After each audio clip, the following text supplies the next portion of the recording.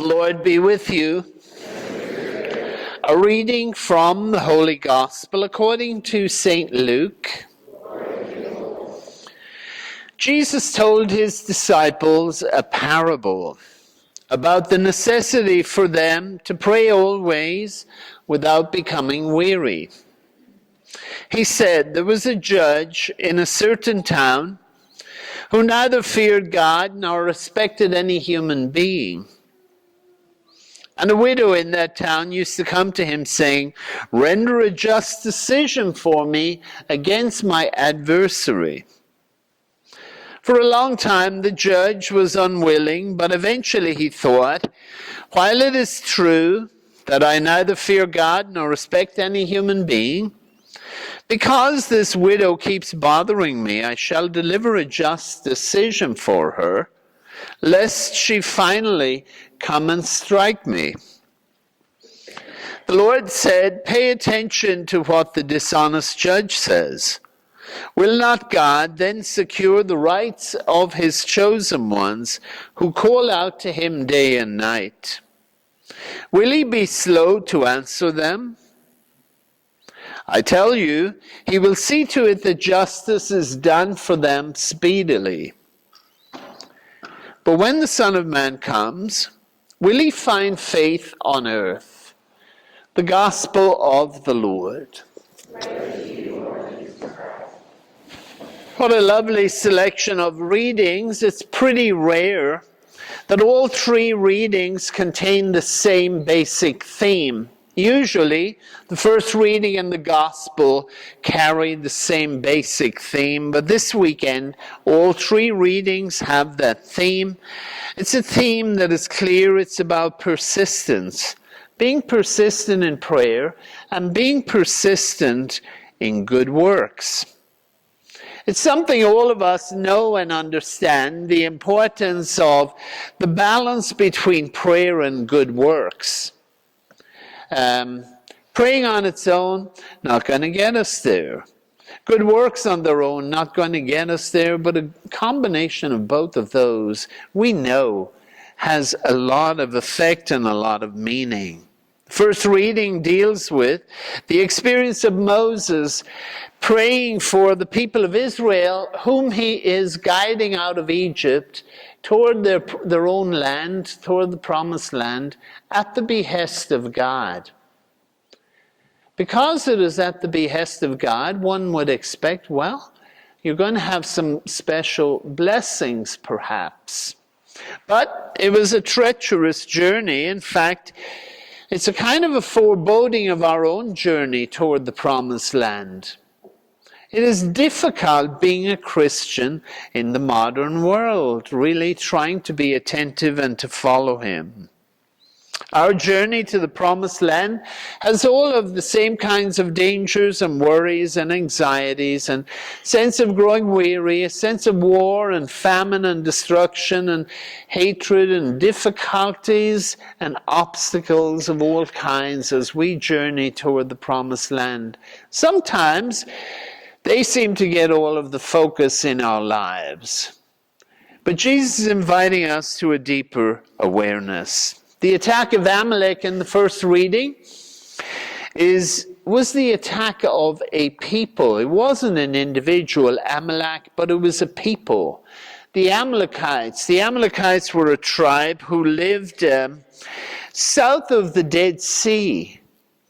And they were concerned with these migrants or immigrants coming from Egypt, going through their land and their property and their territory. It's not an uncommon phenomenon, 2,700 years later. People coming through, and there's a lot of fear generated. Well, these immigrants might hurt us. They might take our property, our families. They might be destructive. And so the Amalekites respond to the perceived threat. We do a lot of that. We do a lot of that in today's world. Perceived threat, or maybe even real threat. But we like to respond to jump ahead.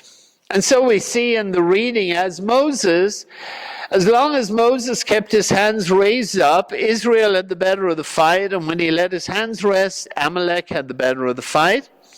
Moses' hands, however, grew tired. So they put a rock in place for him to sit on. And meanwhile, Aaron and Hur held up his arms, one on each side. Pretty interesting. At 2:30 yesterday, I held up my hands, and then after 2 field goals, I took them down. I said, well, this ain't going to get it. Keeping your hands, it's not about keeping your hands raised. What is it about? What is this experience telling us about Moses? Very important. We get into dramatics a lot, and the idea that they propped his hands up and this was going to do it. No, you got to have some serious action as well. So, what is this part of the reading speaking to you? What do you hear the Lord saying in that? What do you really hear in that scene? What is God revealing to me in this passage? Maybe think of this question. What are some of the stones that I use to prop up my own agenda, or prop up my own arms, or my own ego, or my own self? When I come to God in prayer, am I asking God to intervene in this injustice? Am I demonizing the other or denigrating another person when I come in prayer, saying, Lord, let me tell you how darn bad they are and what they've done to me? Certainly there's a lot of prayer that incorporates that. Does my prayer reflect an openness to God responding? It's a pretty important question. Do I hear God responding? What might he be teaching me when I bring a certain thing to him in prayer? A relationship, a work situation, a family event, a life event. When I bring it to him, even with my own prejudices, do I listen to hear what he is saying to me?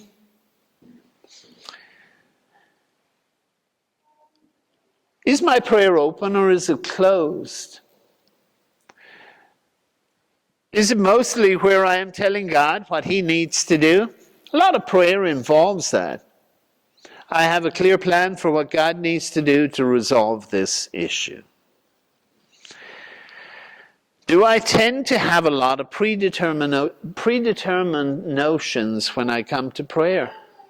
I come to prayer and I say, okay, God, got a plan for you. You fix this, man, we'll be slick. Right? It's a lot of prayer like that. Is my prayer asking? Is it seeking? Is it open to receiving direction from him? Or is it more or less me telling God how he needs to handle this situation? And that brings us to the gospel. What an interesting parable. What do you make of it? What do you really hear in this parable? You've heard it many times, yes? Sure. The unjust judge and this woman coming along, a widow. You can imagine her moving along with her cane, and she comes out every day. Hey, Your Honor, she says, give me a just decision against my adversary. But he pays no attention. She's a poor widow. People in that time did not respond to them. But the judge says to himself eventually, hey, out of a sense of fear and intimidation, personal bother to him, he delivers a just decision in her favor. And the question is, how is that like God? Is that like God? It's not a trick question. Is it like God? No, it's not like God. Certainly not like the understanding of God that has been revealed to us in the person of Jesus Christ. So it's a very contentious parable. But we have come to an understanding of sorts in the parable. We say, well, the unjust judge, because of the persistence of this widow, provides a just decision. And then we add, how much more will the just judge, God himself, give a decision to all of us who pray out to him, right? Right, that's the general understanding. And that is what we've believed all of this time. But let's examine the story more closely. Let's begin at the end of this story. What is the question that Jesus poses? When the Son of Man comes, will he find faith on earth? Now that's a big question, and its relationship to this parable. Are people getting tired of prayer? Are people beginning to become bothered by it? It's too much. It takes too much effort and too much energy. Are people giving up on prayer? When the Son of Man comes, will he find faith? That's a large, looming question in all of our lives. It's a question that each one of us has got to answer. When the Lord comes, will he find faith in me? When the Lord comes, will he find me praying pretty steadfastly? Or will I have given up on prayer and given up on faith? Many people have. Huge numbers of people have. Maybe because we haven't taught them very well to begin with what the real meaning of prayer is. And this gives us another perspective. So what if the parable is not the way we thought it was after all of this time? Father Bill Bouch, a retired priest in New Jersey, he's a friend of mine, a great author, a great teacher, a great instructor about parish life, and in his book, Once Upon a Gospel, a series of homilies and teachings, he says, I have reservations about equating the judge in today's gospel with God. Right? You have too? I have a reservation about that. He asks the question, is the message that if you badger God long enough, you can eventually wear God down and get what you want? It seems a little bit like that in the parable, right? But Bill suggests that there is a more fruitful, less obvious, and certainly unexpected reality in this parable, a way to understand the gospel. He says, why not see the widow, not the judge, as the image of God? Nice perspective. Why not see the widow woman as the image of God? That is to say that the widow is seen as a godlike figure, and then the message in the parable, he says, becomes crystal clear. Now we can begin to understand many of those other parables, the story of the prodigal son, the story of the lost sheep, the story of the persistence of our God calling out and extending mercy and forgiveness. The message of the parable becomes crystal clear. Anyone who determinedly resists injustice, faces it, names it, and denounces it until right is achieved, they are acting like God. They are acting like God. And they are godlike. Powerless as Jesus was on the cross, his death, he defeats the power of death. And the widow achieves victory for what is right because of her persistence and faithfulness.